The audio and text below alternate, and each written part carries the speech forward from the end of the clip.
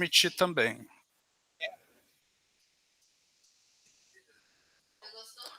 Acho que está tudo certo agora, Lu. Obrigado aí por me dar o toque. Obrigada. Então vamos lá, gente. A gente começa então com a mensagem, e a mensagem diz o seguinte: auxilia ao próximo por todos os meios corretos ao teu alcance, mas acima de tudo, auxilia ao companheiro de qualquer condição ou qualquer procedência a sentir-se positivamente nosso irmão, tão necessitado quanto nós da paciência e do socorro de Deus.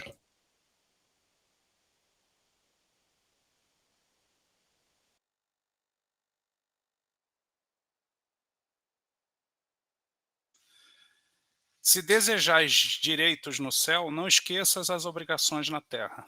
Não lamentes na vida aquilo que perdeste.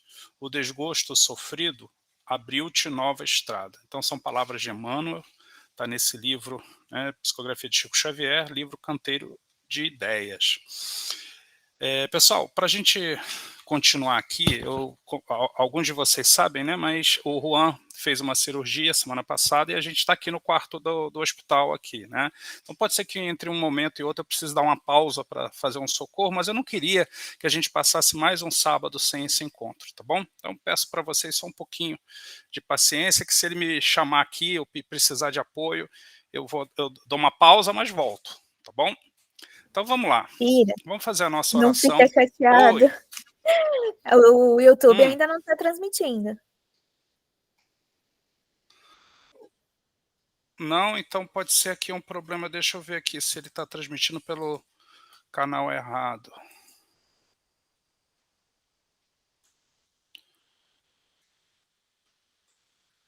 Deixa eu ver aqui.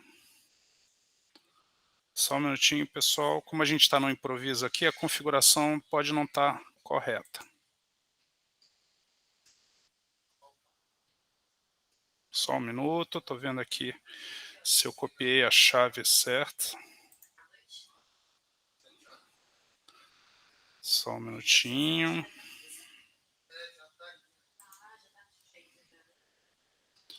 $50DG. A chave tá errada aqui. Espera aí, só um minuto, pessoal.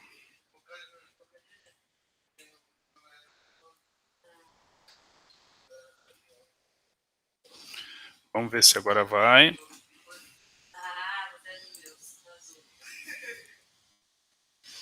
Vamos ver aqui. A Lu nos deu a dica aqui. Ó, tá começando lá no YouTube, Lu. Se você achar que não tá legal, você me dá um sinal aqui, tá bom? Combinado. Obrigada, Bira. Então tá bom. Então vamos fazer a nossa oração para a gente poder dar início ao nosso estudo de hoje. Então vamos agradecendo a Deus por esse momento, pela oportunidade de estarmos mais uma vez aqui reunidos, buscando conhecimento através do estudo do livro A Gênese.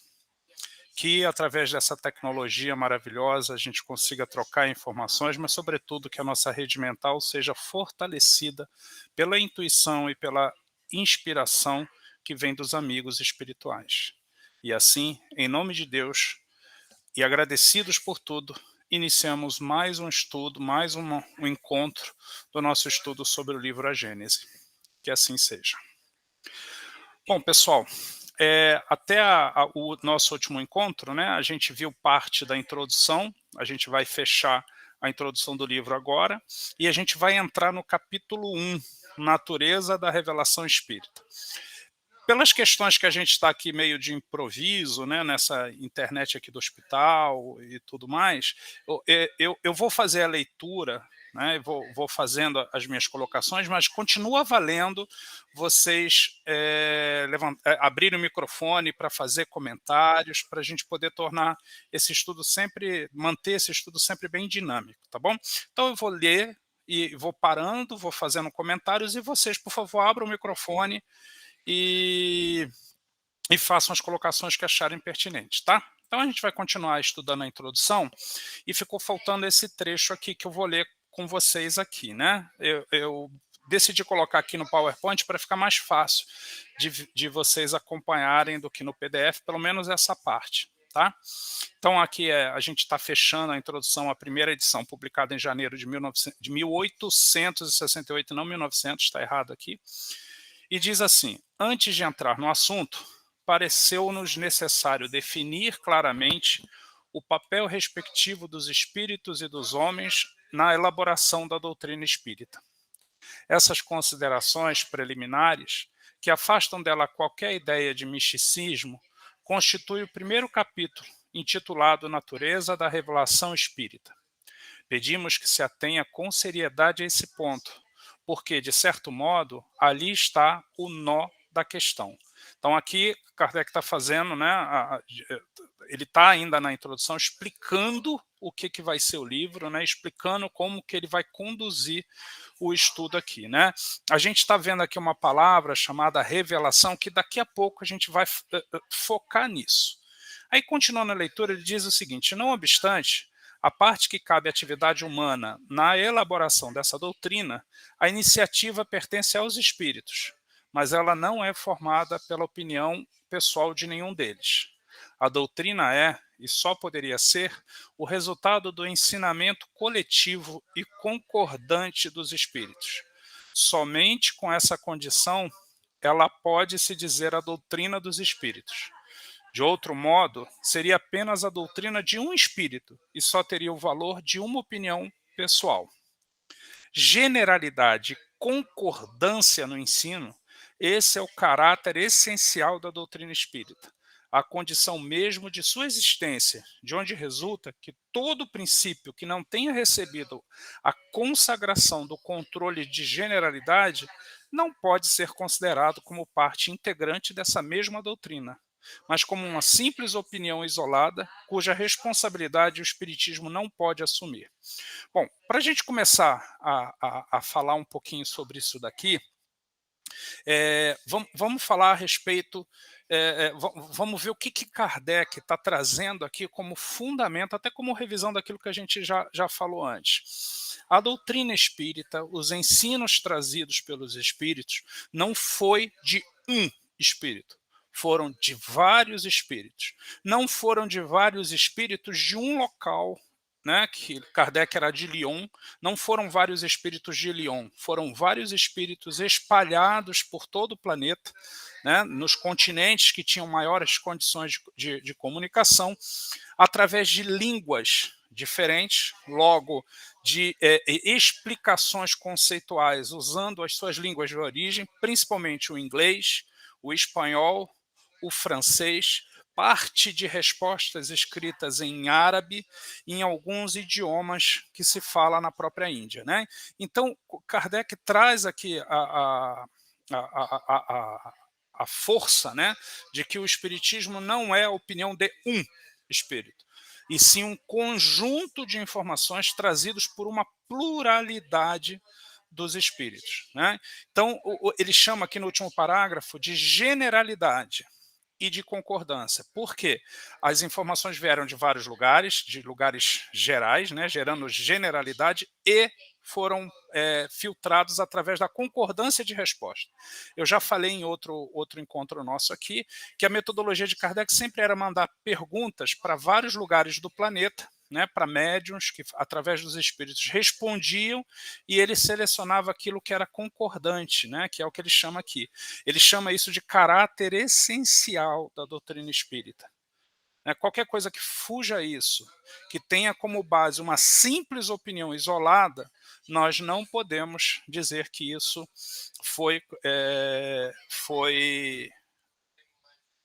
deu origem a ensinamentos que a gente chama hoje de espiritismo, né? Então é disso que trata esse fechamento que ele dá aqui. Alguém quer comentar alguma coisa, pessoal? Tudo bem? Lu, o áudio tá bom? Tá tudo certinho? Tá tudo certinho, o YouTube também, Bira. Ah, então tá bom. Bom, já que não tem comentário, vamos continuar lendo, né, a próxima parte, né, a continuação desse texto de Kardec. Essa coletividade concordante de opinião dos espíritos. De novo, ele fala, ele reforça muito isso na introdução, né, da coletividade, da multiplicidade de espíritos, submetida, além disso, ao critério da lógica, constitui a força da doutrina espírita e lhe assegura a perpetuidade. Então, o cuidado com a lógica dos ensinamentos, né, com a concordância geral, mas também com a lógica daquilo que se é proposto. Imagina se Kardec faz uma pergunta, só a título de exemplo, né? A Terra gira em torno do Sol, e vários espíritos dissessem que não. Isso fere a lógica, não é porque mais de um disse isso que a gente deveria assumir como verdade, né? Provavelmente, se houvesse esse tipo de proposta de pergunta e de resposta, Kardec ia puxar outras para tentar entender por que em vários locais espíritos deram respostas parecidas sobre conceitos que são considerados inverdades naquele momento. Para que ela fosse alterada, seria preciso que a universalidade dos espíritos mudasse de opinião e que eles viessem um dia dizer o contrário do que disseram anteriormente, né? Então, a lógica dita isso. Se eu tenho a mesma resposta dada em vários pontos do planeta, dando respostas similares, não exatamente idênticas, mas similares, com conceitos similares, então, para que se desminta, teria que se desmentir todos, e não apenas um. Considerando que a doutrina tem sua origem nos ensinamentos dos espíritos, para que ela desaparecesse, seria preciso que os espíritos deixassem de existir, né? Porque a base do conceito espírita é a opinião dos espíritos, e não das pessoas que a gente chama de encarnado.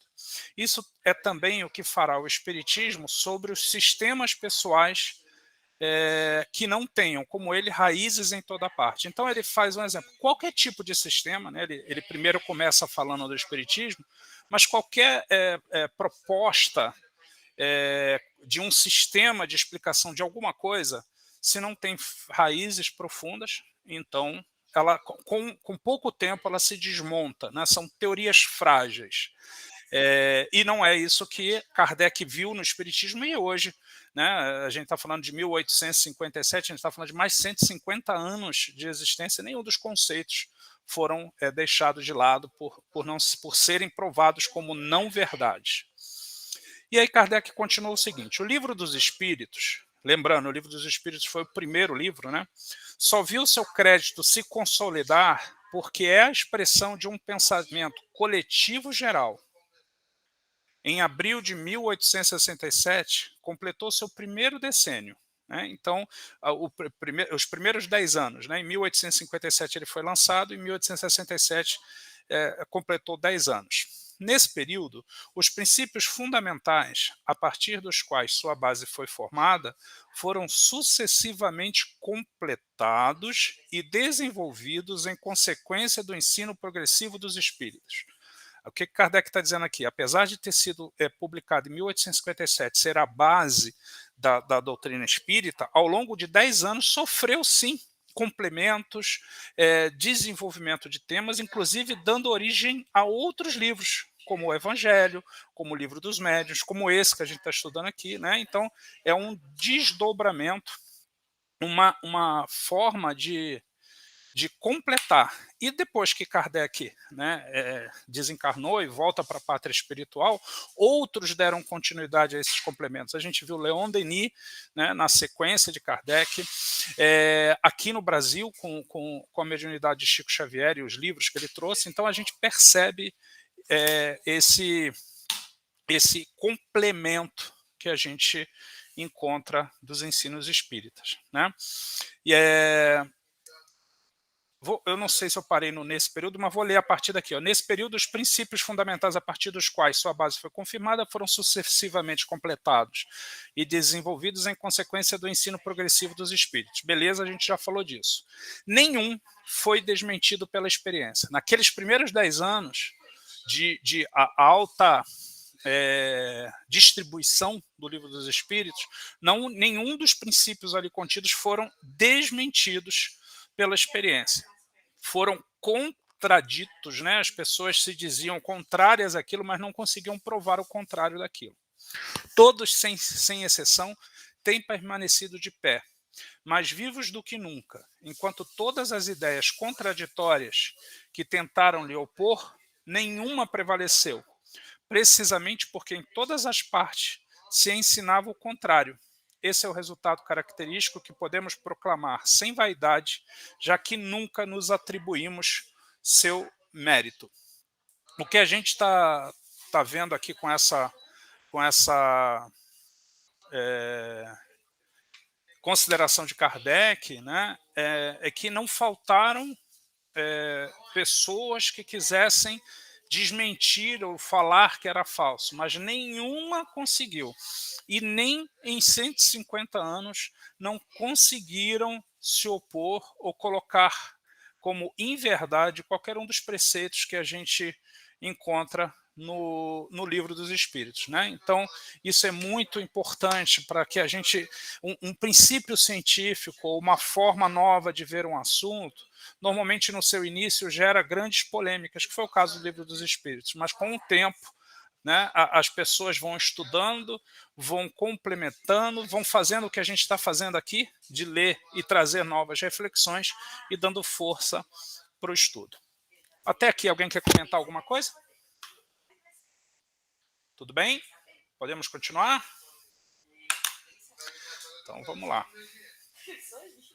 Os mesmos escrúpulos, tendo presidido a redação de nossas demais obras, permitindo-nos, com absoluta verdade, dizer, segundo o Espiritismo, porque estamos seguros de sua conformidade com o ensino geral dos Espíritos.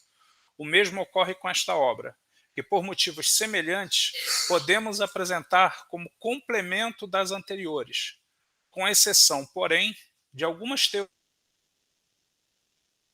dado de indicar como tais, e que devem ser considerados como opiniões pessoais, até que sejam confirmadas ou contraditadas, a fim de que não pese essa responsabilidade sobre a doutrina.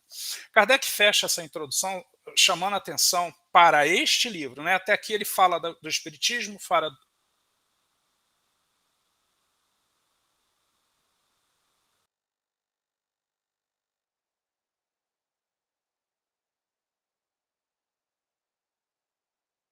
este livro, a Gênese, complementa o estudo, né, que a gente, acho que caiu aqui não, tá direitinho, né?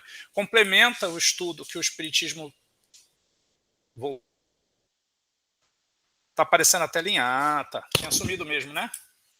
Tá falhando de vez em quando, mas não sei se é porque aqui em Macaé, mas tá dando para ouvir, tá? Não, eu acho que é a minha internet aqui, gente. Me dá um minutinho que eu vou trocar de internet aqui. Um minuto, prometo. Não é aí não é aqui.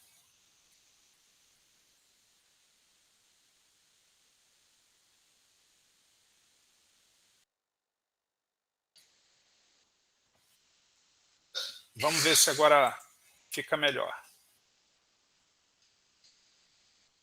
Espera aí.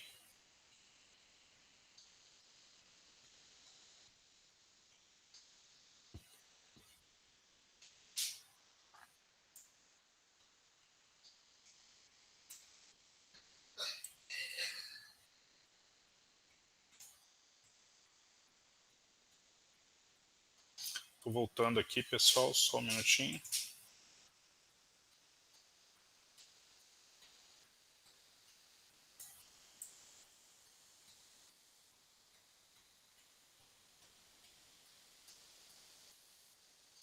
Vamos lá, vamos ver se agora vai.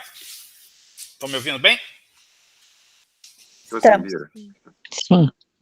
Vamos ver, depois me diz só se melhorou aí a internet, né?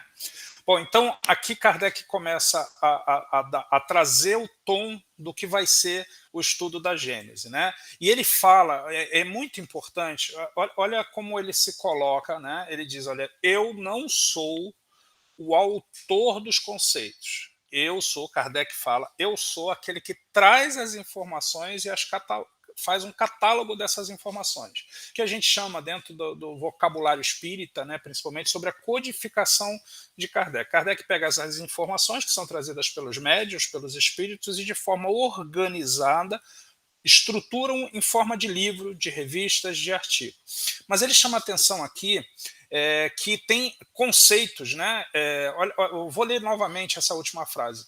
O mesmo ocorre com esta obra, que por motivos semelhantes podemos apresentar como complemento das anteriores. Então, o Gênese é um complemento do Livro dos Espíritos, do Livro dos Médiuns, do Céu, Inferno e do Evangelho, que ele já tinha publicado antes, que tivemos o cuidado de identificar como tais e que devem ser consideradas como opiniões pessoais até que sejam confirmadas ou contraditas a fim de que não se pese a responsabilidade sobre a doutrina. Então, ele traz conceitos, né? Ele traz conclusões e comentários dele. E quando ele faz isso, no livro ele deixa isso claro. Isso daqui são entendimentos meus, de Kardec, que podem ou não ser confirmados no futuro, né? Ele traz isso de uma forma bastante importante para nós. Aqui, né, ressaltando os itens que a gente já acabou de comentar. E eu vou ler para vocês esse último parágrafo aqui da introdução. Olha a preocupação que ele tenta nos ressaltar aqui. Por sua vez, os leitores assíduos da Revista Espírita encontrarão nela, na forma de esboço, a maioria das ideias desenvolvidas nessa última obra, conforme procedemos também com os livros anteriores. A Revista Espírita representa para nós um terreno de ensaio, destinado a sondar a opinião dos homens e dos espíritos sobre certos princípios. Só um minuto, gente. Só um minutinho.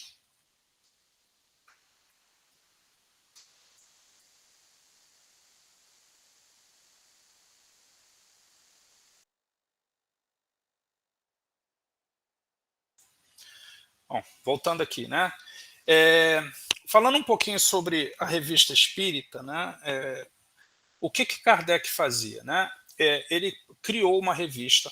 Vamos só pensar, né, no momento que Kardec estava encarnado. A imprensa, né, era relativamente nova.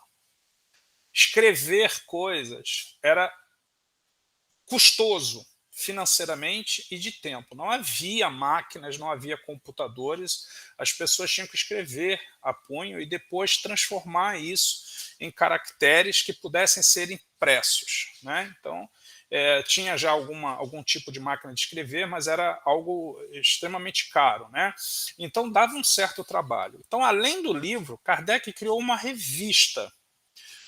A revista com princípios de revista científica. Então, quem já estudou, fez algum estudo de mestrado ou algum estudo mais acadêmico, sabe que existem revistas, sobretudo as científicas, que são revistas em que as pessoas que publicam nessas revistas têm o cuidado de trazer conceitos que sejam de alguma forma validados por uma comunidade científica. Então, tem lá uma revista científica que traz um artigo sobre química, né? Tem que ser de tal forma firme que outros químicos, embora possam contestar, né, algum tipo de comentário, não conteste a base daquele artigo, senão ele não é publicado nessas revistas sérias. E Kardec, usando esse mesmo princípio, criou a Revista Espírita, e através da Revista Espírita, que era publicação mensal, diferente de um livro que você imprime repetidas vezes, uma revista naquela época dava um trabalho medonho de fazer. Tinha que escrever a próprio punho, tinha que pegar informações de vários lugares. E Kardec usava as revistas como, ele diz aqui, né, como uma forma de esboço e de validação de conceitos. Então, dentro da Revista Espírita, ele desdobrava assuntos, e se esses assuntos tivessem uma maturidade em determinado ponto, poderia fazer parte de um livro. A gente tem que lembrar que Kardec ele publicou 5 livros, né? O Livro dos Espíritos, o Livro dos Médiuns, o Evangelho segundo o Espiritismo, o Céu e o Inferno, e esse daqui é Gênese. Em muito pouco tempo, né? Então, ele partiu desses artigos para consolidar. E ele fala exatamente isso aqui, né? Que a Gênese ela é um produto de vários artigos publicados nos meses da Revista Espírita, consolidados e organizados em formato de livro.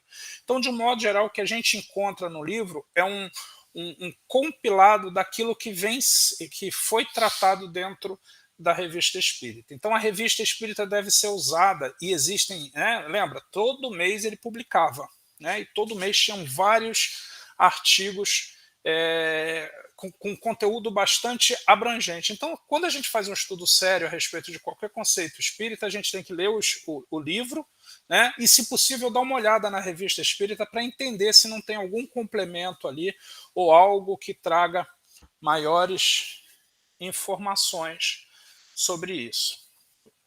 Bom, alguém quer falar alguma coisa?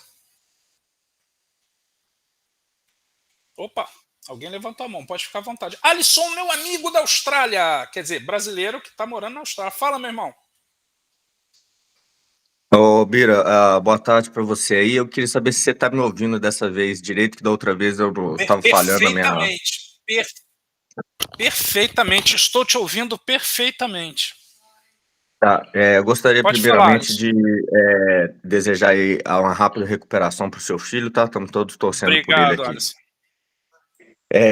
Ô, Bira, no nosso grupo de discussão lá, eu falei algumas vezes, de maneira até repetida, algumas coisas que estão aí nesse capítulo de introdução, aí nessa introdução, que as duas principais coisas que eu repeti bastante foi o seguinte, que em todas as obras de Kardec, até onde eu me lembro, nenhuma delas faltou isso, foi sempre falado que para fazer parte da doutrina espírita, alguma ideia, alguma coisa tinha que ser confirmada por vários espíritos em vários lugares diferentes. Então, eu sempre tive isso como uma referência, e eu cheguei a comentar no nosso estudo lá que me parece que esse cuidado, ele meio que foi perdido após as obras de Kardec, porque nenhuma outra obra, até onde eu sei, depois das obras de Kardec, elas tiveram esse cuidado de procurar fazer essas perguntas espalhadas pelo mundo ou tentar resgatar de pontos diferentes do mundo essas informações, comparar elas para gerar novos materiais. Então, na minha opinião, o que muito tem sido feito em novas obras é comparar elas com as obras existentes de Kardec e meio que para por aí. Não existe muito mais hoje, na minha opinião, esse cuidado de recebemos uma informação nova. Ela está vindo de vários lugares diferentes, de vários espíritos diferentes, temos a confirmação de várias partes do mundo, de vários médiuns diferentes. Então, esse é um cuidado que eu levantei, que me parece que, em certa maneira, ele foi perdido durante o tempo e que a gente tem que sempre ter ele em mente, porque isso, segundo Kardec, é um pré-requisito para algo entrar dentro da doutrina. Seria essa confirmação global por múltiplos médios e múltiplos espíritos. Então, é um cuidado que eu sempre trago na minha leitura e que eu vejo que, às vezes, não está muito presente. E uma segunda coisa que eu sempre comentei também no nosso grupo de estudos foi a questão da Revista Espírita ser um espaço de experimentos, que o próprio Kardec coloca em alguma parte desse livro e de outros, que a Revista Espírita seria um espaço de experimentos, e que eu vi lá, e muitas vezes eu cheguei a ler algumas edições dessa revista, ele tem lá uma parte onde ele está fazendo uma entrevista com um único médium e um único espírito, e aquele espírito dá uma resposta para alguma coisa.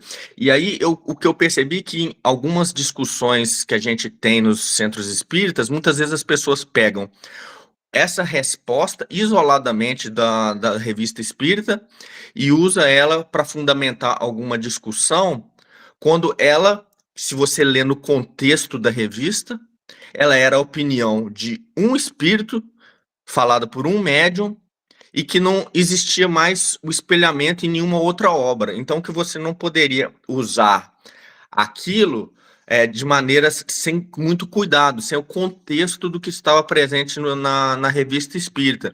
E muitas vezes eu vejo gente pegando trecho da Revista Espírita como sendo aquilo uma confirmação, ou como sendo aquilo uma ideia que Kardec depois consolidou nas obras, e na verdade não aconteceu isso em muitas das coisas que estavam lá, que era, como ele escreve aí, um espaço de experimento, um espaço de testar ideias, um espaço onde ele fazia entrevistas, e às vezes era a opinião de uma ou outra pessoa, um ou outro espírito, um ou outro médium.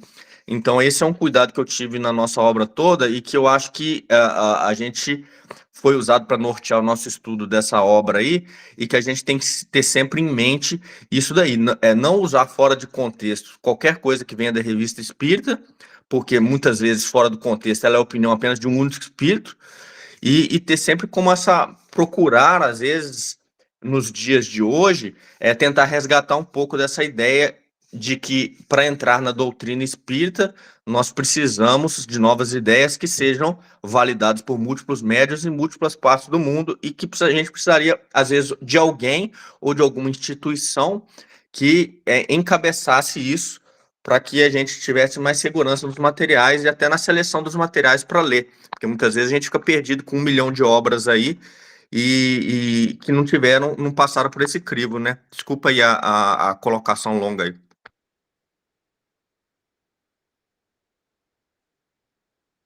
Tá mudo o seu microfone, ô Bira. Não, desculpa, eu esqueci que eu tinha posto no mudo aqui. Isso que você está trazendo, o Alisson, é uma preocupação que Kardec tinha enquanto estava encarnado, né? E é uma preocupação que a própria espiritualidade tinha, né? De manter a seriedade daquilo que é estudado e que recebe o carimbo de espiritismo ou constante da ciência espírita. Com o desencarne de Kardec, né, houve um movimento, eu acho que eu já comentei com vocês aqui, mas vale a pena a gente fazer uma retrospectiva, né? Amélie Boudet, que era a esposa de Kardec, junto com alguns próximos amigos de Kardec, mantiveram a Revista Espírita ativa e mantiveram a evolução durante certo tempo dos conhecimentos que Kardec tinha. Tanto que tinha um livro que Kardec estava consolidando, que depois foi publicado com o título de Obras Póstumas, justamente porque Kardec não conseguiu publicar em vida, mas ele deixou as anotações e póstumamente esse livro foi publicado com alguns conceitos, com alguns complementos. Mas depois de um tempo, por que eu estou falando isso? Depois de um tempo, uma das pessoas que estava ali próximo, né, ao movimento espírita daquela época, começou a pegar a liderança dos trabalhos e, infelizmente, se associou com outro princípio filosófico espiritualista de Rustem, né, que era um filósofo e um espiritualista da época, mas que na base conceitual não batia com a base conceitual espírita. É claro que tem várias coisas em comum, mas esse líder que assumiu a Sociedade Espírita, editora que editava o livro, começou então a trazer esses conceitos de Rustem para dentro do conhecimento ou para dentro do espaço do espiritismo. Isso gerou um problemaço. E um dos problemaços que gerou foi justamente aquele que a gente viu aqui, de mexerem na própria Gênese, que é esse livro que a gente está estudando. E a partir daí se perdeu isso que o Alisson reforçou aqui, né, que é a questão da gente ter a centralidade, né, de estudos. Então a gente pode ter abertura, porque como é que funciona o mundo científico, né? Vamos pensar na academia. Então, se você é um químico e você quer dedicar a sua vida à ciência química, você vai fazer um mestrado, um doutorado, ou simplesmente vai continuar estudando e aprofundando sobre temas da química, da ciência química, você não pode tomar decisões unilaterais. Você tem que ter um pressuposto, você tem que ter uma consideração e levar isso para a comunidade química, né, dos químicos, dos engenheiros químicos e tudo mais, para que eles, a partir das suas ideias, das suas conexões, digam, pô, isso faz sentido, ou alguns vão dizer que faz, outros não fazem, e a partir daí se desdobra e vem conhecimentos novos. Né? E realmente o que o Alisson falou, do ponto de vista do espiritismo, isso se perdeu durante muito tempo. Depois de muitos anos, já no Brasil, né, a Federação Espírita Brasileira começou um movimento. Infelizmente, também no início foi muito bom, e depois houve contaminações, eu chamo isso porque não era o puro Kardec, e as coisas começaram também a fugir, né, dos conceitos espíritas. Aí teve um novo ajuste, e a Federação Espírita ficou no Brasil, e agora até para o mundo, como sendo uma instituição, né, a federação, um instituto, que tenta fazer mais ou menos o que o Alisson está falando, só que não da forma isenta como deveria. Então, o que falta para a gente hoje? Falta o que o Alisson falou. Poxa, por que a gente não tem, novamente, uma revista espírita, mas com o foco da revista espírita, que a gente possa trazer informações? Aqui, por exemplo, no Sementes, a gente tem aqui agora, o Alisson está lá na Austrália, a gente tem a Adriana, tem a Lu, tem a André, que estão na Irlanda, tem a Sandra, que está em Portugal, tem pessoas dos Estados Unidos, que eu não sei se estão aqui com a gente, mas tem pessoas da África, do resto do Brasil.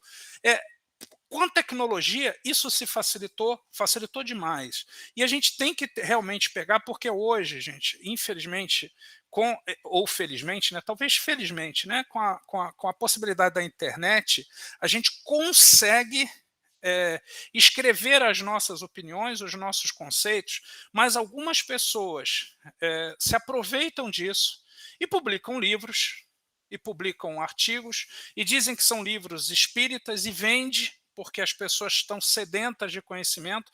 Mas se a gente for pegar um pouco mais de cuidado na leitura, a gente pega falhas que desmentem conceitos importantíssimos da ciência. Então, no resumo da ópera, o que o Alisson traz para a gente é o seguinte: olha, pessoal, vamos estudar, mas vamos ser coerentes em buscar reflexo daquilo que a gente está estudando em várias obras, né? Aqui no Sementes a gente assume as obras de Chico Xavier como obras sérias e comprobatórias, mas não quer dizer que 100% daquilo que está ali não possa ter interpretações e conceituações que a gente precisa ter cuidados, mas tem outros autores que a gente tem que tomar um pouco mais de cuidado e buscar isso que o Alisson falou, e a internet facilita, né? Então, se você vê um conceito, ainda há pouco tempo alguém me mandou um artigo falando sobre uma teoria de que a gente, se não tivesse um resultado até um determinado ano, que ia haver uma terceira guerra nuclear e tudo. Eu fiz algumas pesquisas e não encontrei referência. Não encontrei. E acontece mais ou menos o que o Alisson falou. A pessoa pega uma frase de Chico Xavier totalmente fora de contexto, que é o que a gente faz com a Bíblia. A gente vai lá na Bíblia, pega um versículo que a gente gosta dele e usa ele como verdade bíblica. Mas, poxa, ele está inserido num contexto. A proibição de Moisés para a comunicação com os espíritos está dentro de um contexto, mas aí quem é contrário à comunicação dos espíritos só mostra a frase em que Moisés proíbe falar com os espíritos.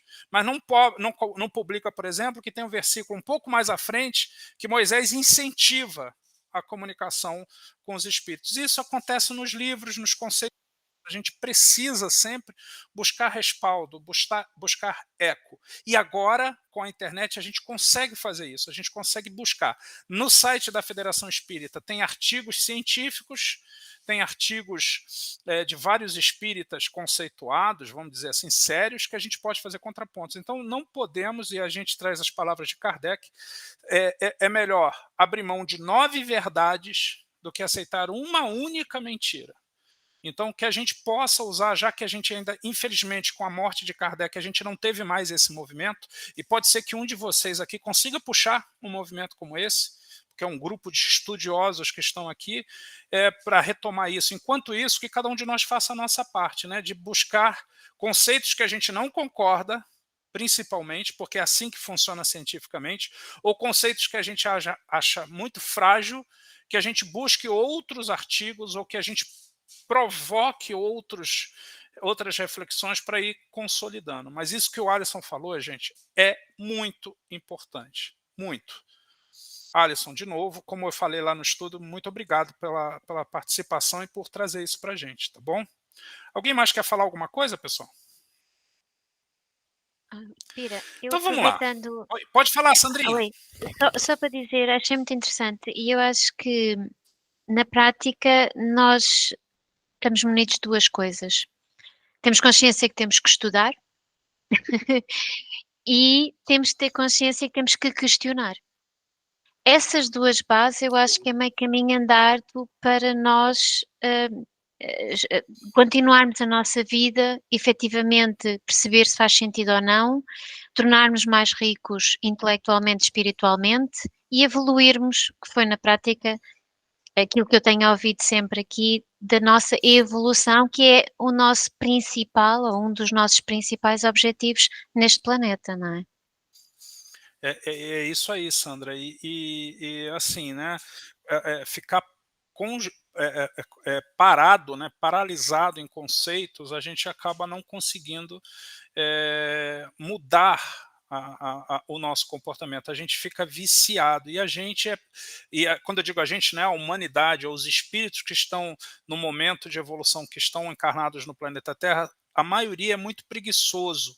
A maioria quer assumir verdades. Não, olha, o Bira no estudo da Gênese diz que o Kardec falou que o Sol gira em torno da Terra, só uma brincadeira aqui, não a Terra em torno do Sol. Então, para mim, é verdade, porque eu não quero ter trabalho de saber se isso é verdade ou não. Tá bom, eu aceito porque é mais fácil para mim. Não, não é assim, né? A gente tem que provocar, a gente tem que perguntar, a gente tem que evoluir o nosso conhecimento. É disso que se trata. Porque a gente... vamos voltar lá no Livro dos Espíritos. Todos nós, quando a gente recebe o carimbo de humano, quando a gente recebe o diploma de humano, a gente evolui sempre, absolutamente sempre, dois grandes caminhos. Todos nós temos duas linhas de evolução: a intelectual e a espiritual, que a gente chama de moral. Intelectual e moral. Todos nós, até Jesus, que está na categoria de espírito puro, ele continua evoluindo moralmente, que é a parte comportamental, e intelectualmente, que é conhecimento. O que ocorre é que não necessariamente, e na maioria das vezes não acontece, elas não andam em equilíbrio. Então eu posso, e normalmente o intelectual avança e depois a parte comportamental moral vem a seguir. Normalmente é isso. Vem o intelectual para nos fazer refletir, estudar, né, e ter conceitos e começar a questionar comportamento e mudar comportamento. Então, normalmente é assim. Mas a gente sempre tem essas duas evoluções. Se a gente para de estudar, e estudar aqui não necessariamente é ficar lendo livro, né? Contestar, que é o que a Sandra falou, buscar respostas diferentes das que se tem, faz com que a gente aproxime o intelectual e o moral, o comportamental. Né? Mas são duas asas que a gente chama: a asa de sabedoria, que vai mudança de comportamento e evolução espiritual, e intelectualidade. Né? Então a gente precisa buscar essas duas coisas para a gente conseguir evoluir e fazer aquilo que Deus espera de nós. Muito obrigado, Sandra. Bira, Oi. eu acho que aí também poderia se aplicar aquela máxima da mensagem, né? Qual é o significado da mensagem que está sendo passada? Então, por exemplo, o exemplo que você deu, o negócio da guerra mundial, que bem teria fazer um negócio desse? Nenhum. Então, aí você já desconfia mais ainda, né? Isso é um argumento metodológico importante para mensagens ditas dos espíritos, né? A peneira de Sócrates, né? A gente tem que sempre passar por 3 indagações antes de dar sequência a qualquer coisa, né?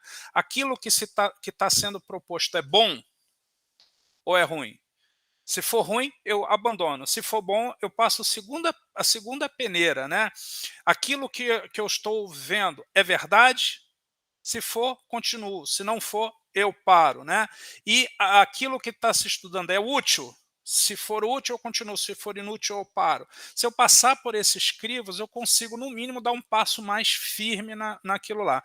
Antes de passar para a Isolde, que levantou a mão, gente, durante a pandemia, isso aqui que eu vou falar para vocês, se eu já falei aqui, me desculpem, durante a pandemia, teve um centro espírita aqui em São Paulo, extremamente famoso, que um médium, através de um espírito que ele nomeava lá como espírito sábio, disse que quem recebia o passe naquele centro espírita estava imunizado contra a Covid e não precisaria se preocupar com isso. Agora, vocês imaginem as pessoas que recebem isso e não filtram isso e já tomei o passe, para que eu vou ficar dentro de casa, para que eu vou usar máscara, para que eu vou me vacinar, dado que eu tomei o passe. Isso é impossível da gente aceitar com o mínimo de raciocínio, ainda que fosse um passe milagroso, né? No mínimo isso não é útil. Fala assim, não, continuem recebendo o passe, que isso fortalece, mas daí a buscar uma verdade absoluta, que é a facilidade que todos nós queremos, gera mais conflito do que ajuste, né? Fala aí, Isolde. Boa tarde, Bira. Boa tarde, pessoal. Eu vou tentar falar aqui, não sei se no fundo de vocês aí está tendo muito barulho. Não, tá perfeito. Posso falar, então? Pode. Assim, essa reflexão toda aí que o nosso irmão falou, que eu esqueci o nome dele, eu acho muito importante, o Alisson, isso, eu acho muito importante, tanto ele quanto os outros que colocaram também, porque na época de Kardec, toda essa comprovação de vários médiuns, vários locais por mesmo assunto, a princípio era para se comprovar de que o fato era real, né? Que realmente a doutrina ela existe, que a comunicação dos espíritos existe. Eu acho que ali era para realmente ter a consciência e de que algo mais existe, né? Então, eu acho que sim. Só que, claro, em cima de tudo isso, tem também o aprendizado, né? Que Kardec colocou, que ele foi seguindo esse raciocínio, e que hoje em dia a gente precisa, sim, continuar com esse raciocínio, porque o aprendizado não acabou com as codificações de Kardec, né? Ele fez, eu sempre digo que Kardec fez uma introdução, que nós agora temos um vasto caminho aí pela frente, em que outras coisas vão acontecer, outros aprendizados vão surgir, porque quanto mais a humanidade ela vai evoluindo, outros aprendizados vão surgindo, e a gente precisa ter esse crivo de avaliar, né, a veracidade dos fatos, para que a gente não se iluda e siga um caminho que acaba distorcendo todos os ensinamentos que Kardec nos trouxe. É isso, Isolde, mas a preocupação do Alisson isso que você falou é fundamental, né? Mas a preocupação do Alisson é um passo à frente, né? Porque a Isolde e o Bira podem tirar conclusões com todo esse cuidado que você falou, de buscar, né, informações e o máximo possível, e ainda assim tirar uma conclusão que não necessariamente é aquilo que a espiritualidade gostaria de trazer pela sua abrangência. Mas é um passo, né? É o que a gente consegue fazer, e agora, de novo, eu repito isso, né? A gente vive um momento incrível para fazer isso. Basta que a gente organize um trabalho a ponto de ir montando um grupo que possa pegar temas complexos como a espiritualidade dos animais, como a vida em outros mundos e tudo mais, e traçar planos de estudo que possam ter confirmações maiores e mais vastas do que um autor só, né? O Bira vai lá, publica um livro, e porque foi o Bira, então, o que está ali é verdade. O Haroldo Dutra Dias vai lá, publica um livro, e porque ele disse é tudo verdade, né? É esse o cuidado que a gente tem. Então, o que você falou, Isolde, é fundamental. Né? Agora, juntar a Isolde com o Alisson, com o Bira, com a Luciana e com mais todos nós aqui, aí dá corpo, né? Dá corpo, porque a gente encontra respaldo em outras opiniões. Mas é isso aí, gente. E aqui, por que a gente está falando sobre isso tudo aqui? Por que o Alisson trouxe isso? Né? Porque a gente vai encontrar aqui alguns conceitos que Kardec usa algumas palavras ou algumas traduções que puxam esse cuidado, né? Que puxam essa preocupação da veracidade. Então, como o nosso horário está apertado, eu queria ler, pelo menos, uma parte do capítulo 1, que aqui agora a gente começa a mergulhar no conteúdo do livro. E o capítulo 1, ele trata da natureza da revelação espírita. Então, vamos lá. Capítulo 1, Kardec traz a natureza da revelação espírita. E olha o que ele traz de informação aqui para a gente começar a semear o que a gente vai falar nos próximos encontros. Kardec faz assim, ó, podemos considerar o espiritismo uma revelação? Nesse caso, qual é o caráter dessa revelação? Oi? Pois não? Não tem. Obrigado. Nesse caso, qual o caráter dessa revelação? Qual o objetivo? Em que se baseia a sua autenticidade? São perguntas importantes. A quem e de que maneira foi transmitida essa revelação? Então, a pergunta principal é, podemos considerar o espiritismo uma revelação? A doutrina espírita é uma revelação no sentido litúrgico da palavra, ou seja, em todos os pontos, o resultado de um ensino oculto vindo do alto. Então, o sentido litúrgico, a liturgia tem relação com conceitos religiosos. Uma revelação religiosa é algo que vem do alto, né, que é um ensino oculto até aquele ponto e então é trazido. É definitiva ou é suscetível a modificações? Será que o espiritismo é uma revelação? E se for uma revelação, ela pode ser modificada ao longo do tempo ou ela é definitiva? Perguntas extremamente importantes. E ele continua. Trazendo aos homens uma verdade absoluta, a revelação não teria como efeito impedi-los de usar suas faculdades, já que os pouparia o trabalho da pesquisa? Né? Então, se é uma revelação que está sendo trazida, pô, isso não parece que impede ou que dá uma vida boa para nós que estamos aqui recebendo de mão beijada tais revelações, sem um esforço para tal? Qual pode ser a autoridade do ensinamento dos espíritos se eles não são infalíveis e superiores à humanidade? O que Kardec está trazendo para a gente pensar aqui? Os espíritos, o próprio Kardec fala isso no Livro dos Espíritos, são humanos como nós, alguns deles mais experientes, mas não perfeitos, e podem falhar. Se eles podem falhar, com que autoridade esses espíritos vêm e trazem essa revelação, caso o espiritismo seja considerado uma revelação?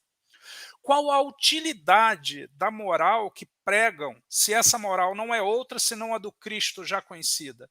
Aqui é uma outra pergunta que é uma pergunta profunda. Se o espiritismo diz que está tudo baseado nos ensinos de Jesus, qual é a utilidade de trazer conceitos se o Cristo já trouxe?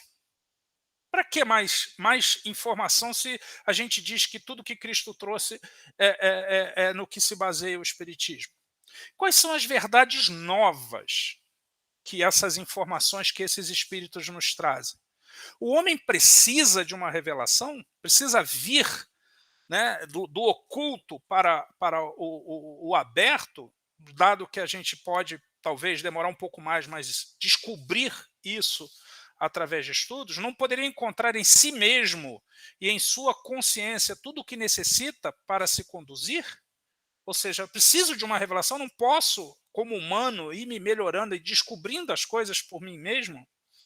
Essas são as questões que devemos considerar. Gente, se a gente olha para esse conjunto de perguntas que Kardec propõe de forma, claro, muito mais retórica do que definitiva, é para a gente ver, bom, será que nós somos aqui 9, 10 pessoas aqui, cada conexão deve ter uma família envolvida. Será que nós já paramos para tentar responder essas perguntas que Kardec está propondo aqui como reflexão?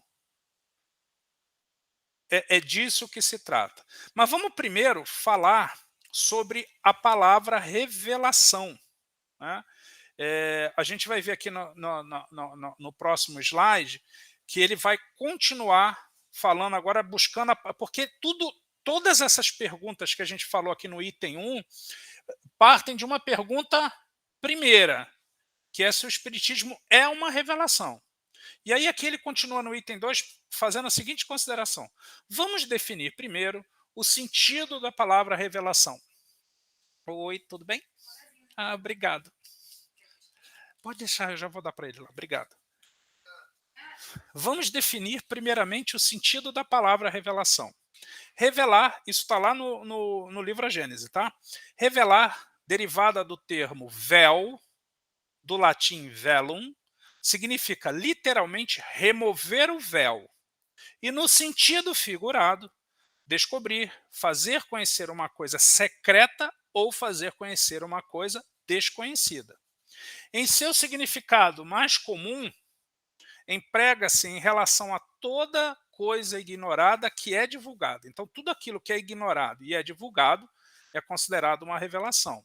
A toda ideia nova que nos coloca a par do que não sabíamos.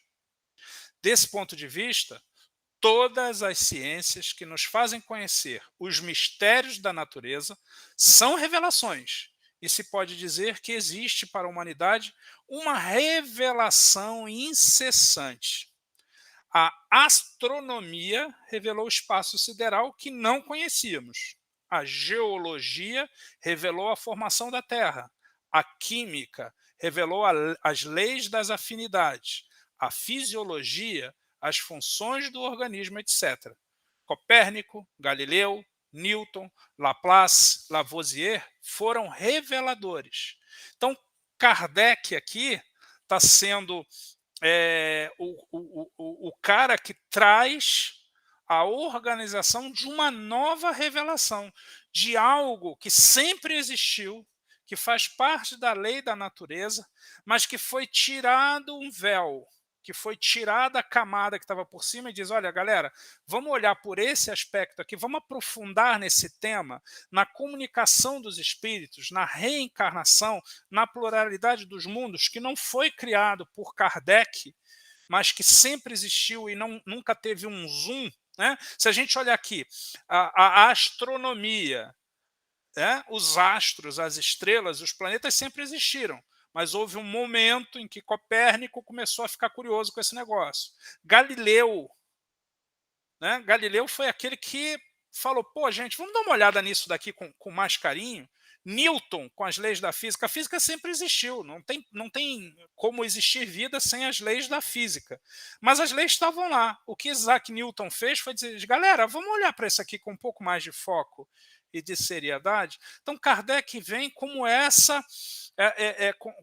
como sendo o cara que fala assim, galera, sempre existiu reencarnação, as pessoas morrem, vão para o plano espiritual, sempre existiu vida em outros mundos, sempre houve comunicação dos espíritos desencarnados com encarnados, mas vamos dar uma olhada um pouco mais séria nesse negócio? Vamos juntar as informações, vamos mergulhar nisso, vamos conduzir os estudos com foco nisso, né? E aí é o que a gente chama de ciência espírita, que trata do mundo que não é matéria. A química, a fisiologia, a astronomia, todos eles tratam são ciências materiais, eles estão preocupados em olhar e estudar a matéria.